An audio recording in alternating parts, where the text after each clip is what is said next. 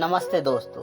आज हम माँ दुर्गा की छठवीं शक्ति कात्यायनी की पावन कथा का वर्णन करते हैं। नवरात्रि में छठे दिन माँ कात्यायनी की पूजा की जाती है। इनकी उपासना व आराधना से भक्तों को बड़ी आसानी से अर्थ, धर्म, काम और मोक्ष चारों फलों की प्राप्ति होती है। उनके रोग, शोक, संताप और भय नष्ट हो जाते हैं। जन्मों के समस्त पाप भी नष्ट हो जाते हैं।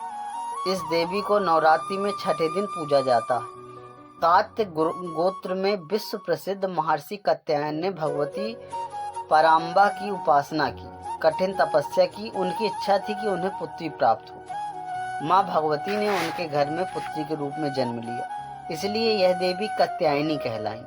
इनका गुण शोधकार है, इसलिए इस वैज्ञानिक युग में कात्यायनी का महत्व सर्वाधिक हो जाता है। इनकी कृपा से ही सारे कार्य पूर्ण हो जाते हैं।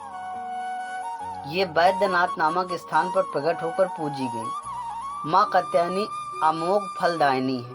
भगवान कृष्ण को पति रूप में पाने के लिए ब्रज की गोपियों ने इन्हीं की पूजा की थी। यह पूजा कालिंदी यमुना के तट पर की गई थी, इसलिए ब्रज मंडल की अधिष्ठात्री देवी के रूप में भी प्रतिष्ठित है। इनका स्वरूप अत्यंत भव्य और दिव्य है। ये स्वर्ण के समान चमकीली और भास्वर है। इनकी 4 भुजाएं हैं। दाईं तरफ का ऊपर वाला हाथ अभय मुद्रा में तथा नीचे वाला हाथ वर मुद्रा में है।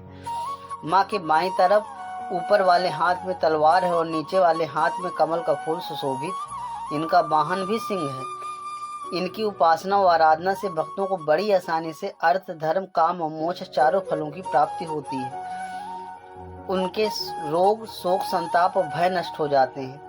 जन्मों के समस्त पाप भी नष्ट हो जाते हैं। इसलिए कहा जाता है कि इस देवी की उपासना करने से परम पद की प्राप्ति होती है। माँ कात्यायनी सुनहरे और चमकीले वर्ण वाली हैं। इनकी 4 भुजा और रत्नाभूषणों से अलंकृत कात्यायनी देवी खूंखार और झपट पड़ने वाले मुद्रा में रहने वाले सिंह पर सवार रहती हैं। इनका जो आभा मंडल है वो विभिन्न देवों के तेज अंशों से मिश्रित इंद्रधनुषी छटा देता है। प्राणियों में इनका वास आज्ञा चक्र में होता है और योग साधक इस दिन ध्यान आज्ञा चक्र में लगाते हैं। माँ कात्यायनी की दाहिनी ओर की ऊपर वाली भुजा अभय देने वाली मुद्रा में तथा नीचे वाली भुजा वर देने वाली मुद्रा में रहती है। बाईं ओर की ऊपर वाली भुजा में चंद्रहास खड्ग तलवार धारण करती है। नीचे वाली भुजा में कमल का फूल रहता है।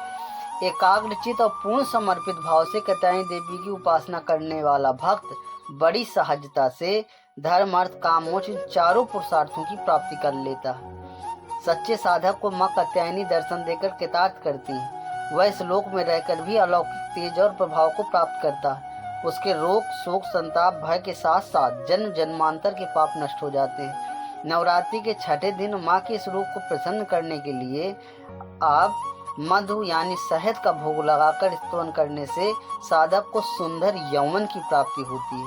साथ ही माँ लक्ष्मी के रूप में माता घर में वास करती है। जय माँ कात्यायनी। अगर प्रसंग पसंद आए तो प्लीज़ लाइक एवं सब्सक्राइब जरूर करें। मिलते हैं एक नई कथा के साथ। धन्यवाद।